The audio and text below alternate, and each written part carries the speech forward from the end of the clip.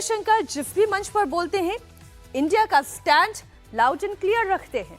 आज भी जब S Jaishankar SCO council of heads of government की मीटिंग में बोलने के लिए खड़े हुए तो उन्होंने बिना नाम लिए पाकिस्तान और चीन पर अटैक किया। उन्होंने आतंकवाद का जिक्र किया, चीन से सीमा विवाद पर बोले, साथ ही चीन पाकिस्तान के सीपैक प्रोजेक्ट को भी निशाने पर लिया।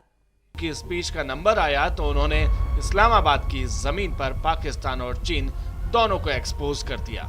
जयशंकर ने पाकिस्तान की ओर इशारा करते हुए कहा कि अगर आपसी भरोसा कम हुआ है या फिर जितना मिलना चाहिए था उतना सहयोग नहीं मिल रहा है या फिर अगर दोस्ती में गिरावट आई है और अच्छे पड़ोसी की कमी महसूस हो रही है तो इसके पीछे के कारणों का विश्लेषण करना चाहिए। जयशंकर ने पाकिस्तान को मैसेज देते हुए कहा, हमें बातचीत की एक ईमानदार पहल करने की जरूरत है। उन्होंने पाकिस्तान चीन के CPEC प्रोजेक्ट की वजह से भारतीय संप्रभुता के उल्लंघन का मुद्दा भी उठाया, जिसके बाद पाकिस्तान और चीन दोनों के सुर फीके पड़ गए।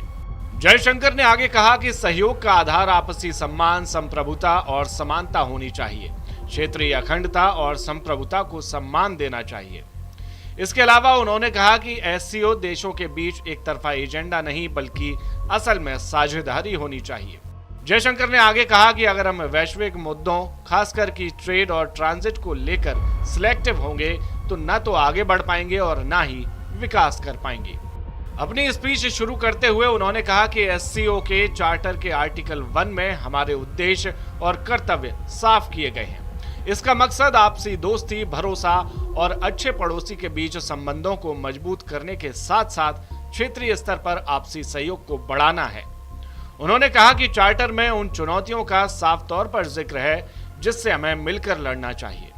इनमें से 3 प्रमुख चुनौतियां हैं: आतंकवाद, अलगाववाद और चरमपंथ, जिससे निपटने के लिए SCO प्रतिबद्ध है। लेकिन अगर हम मौजूदा हालात पर नजर डालें तो इन चुनौतियों से लड़ना और भी जरूरी हो गया है। यहाँ जयशंकर का इशारा एक बार फिर पाकिस्तान के आतंकवाद और की बैठक और भारत ने आतंकवाद पर शहबाज शरीफ को धो दिया। जयशंकर ने 3 शब्द क्या बोले, मानो शहबाज शरीफ के चेहरे की हवाइयां ही उड़ गई। SCO की बैठक में भारत ने आतंकवाद पर बोलकर पाकिस्तान की बोलती बंद कर दी। भारत के विदेश मंत्री डॉक्टर जयशंकर ने आतंकवाद, अलगाववाद और उग्रवाद का मुद्दा उठाया। तीनों विषयों पर जयशंकर के बयान ने शहबाज शरीफ का चेहरा ही उड़ा दिया था। इतना जहाँ से पाकिस्तान, जितना लाहौर का एग्जांपल कर लें, जितना पूरा बॉर्डर ही पाकिस्तान का, हमारी वैसे बड़ी मार्केट इंडिया को टच करती है और इंडिया की बड़ी मार्केट हमें टच करती है। पाकिस्तान अपनी गिरती इकोनॉमी के चलते भारत से व्यापार फिर शुरू करना चाहता है, लेकिन जयशंकर ने यह बता दिया कि आतंकवाद पर लगाम लगाए बिना ये संभव नहीं है। जयशंकर ने चीन का नाम लिए बिना ये कहा कि सभी देशों को एक दूसरे की सीमाओं का सम्मान करने की आवश्यकता है। जयशंकर यही नहीं रुके, उन्होंने कहा कि SCO के मेंबर देश एक दूसरे के बॉर्डर का सम्मान करें। चीन पाकिस्तान इकोनॉमिक कॉरिडोर को लेकर भी एस जयशंकर ने दोनों देशों को घेरा। SCO के मंच से चीन को भी मैसेज दिया। विदेश मंत्री जयशंकर ने कहा, सभी देशों को क्षेत्रीय अखंडता और संप्रभुता को मान्यता देनी चाहिए। नहीं है कि अगर हमारे इंडिया से ये एक मतलब है कि एक कॉरिडोर अगर खुलता है, फॉर एग्जांपल किसी तजारती सतह पे, ठीक है, सफारती सतह पे, तो ये एक बहुत ज़बरदस्त है, मैं कहता हूँ अपॉर्चुनिटी है। ठीक है, जो भी है, चलो थोड़ा बहुत 1 इंच ही सही, लेकिन थोड़ी बात आगे बढ़नी चाहिए। दोनों मसला कश्मीर, तमाम पाकिस्तानियों की एक ही राय मसला कश्मीर पर कि मसला कश्मीर के हल के बगैर डायलॉग मुमकिन नहीं है। एस जयशंकर SCO मीटिंग के लिए पाकिस्तान दौरे पर थे। उन्होंने पाकिस्तान में चीन और पाकिस्तान को एक साथ धोया। उन्होंने पाकिस्तान के लिए कहा, पाकिस्तान क्रॉस बॉर्डर टेररिज्म बंद करे और टेररिज्म और व्यापार एक साथ नहीं हो सकता है। चीन के लिए उन्होंने कहा, चीन भारत के सीमाओं का सम्मान करे। इस तरह एस जयशंकर ने बहुत सारे मुद्दों को एक साथ हाथ डाला है। आइए देखते हैं उन सारे इन मुद्दों का पाकिस्तान मीडिया पर क्या क्या रिएक्शन होता है।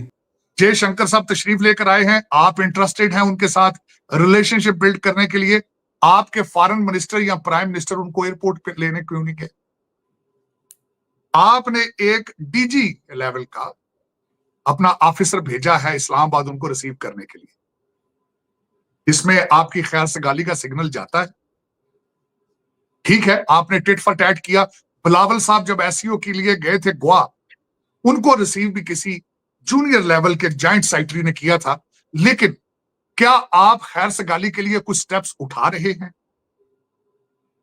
यह बहुत बड़ा क्वेश्चन मार्क है। आपको सर्वाइवल के लिए ट्रेड चाहिए, दुनिया से रिलेशनशिप बेहतर चाहिए, उनको नहीं चाहिए। उनकी इकोनॉमी ठीक है, diplomatically they are doing good. उनके मालदीव, नेपाल वो चीजें अपनी ठीक कर रहे हैं, वो काउंटर कर रहे हैं चाइना को। आप अपने आप को काउंटर कर रहे हैं। आप अपने पाकिस्तान के अपने मसाइल को काउंटर करने से भी कासर हैं। आपका लौंडा लपाड़ा सड़कों पे इस वक्त एससीओ को नाकाम करने की पूरी कोशिश कर रहा है, पूरी कोशिश कर। सूबा सरहद बार बार इस्लामाबाद पे हमले करने का अंदिया देता है, इरादा जाहिर करता है, फायर ब्रिगेड क्रेनें लेकर हमला करते हैं।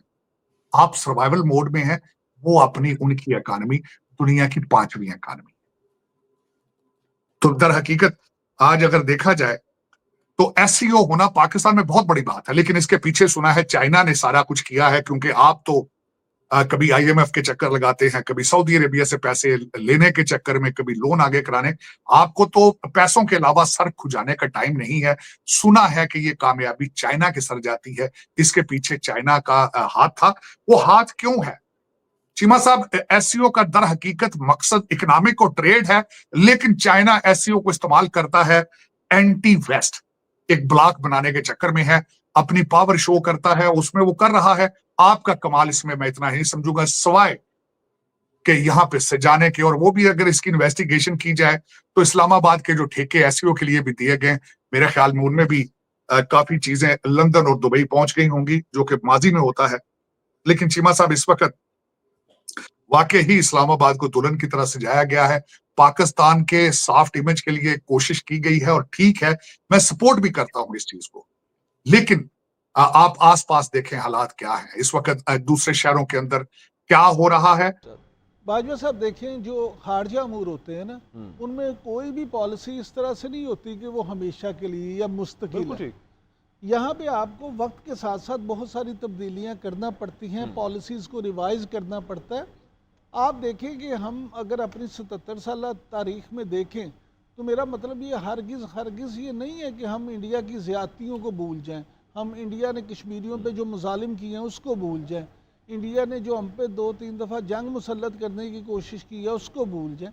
लेकिन उसके बावजूद आपको ये भी देखना होगा कि हमसायों के साथ अच्छे ताल्लुकात रखे बगैर आप क्या कर सकते हैं। बिल्कुल ठीक बात। आप ये भी एक बात ज़हन में रखें कि इंडिया एक जो है पूरी दुनिया में बड़ी तेजी से तरक्की करती हुई मुईशत है। वो दुनिया चीन की विस्तारवाद की नीति पर था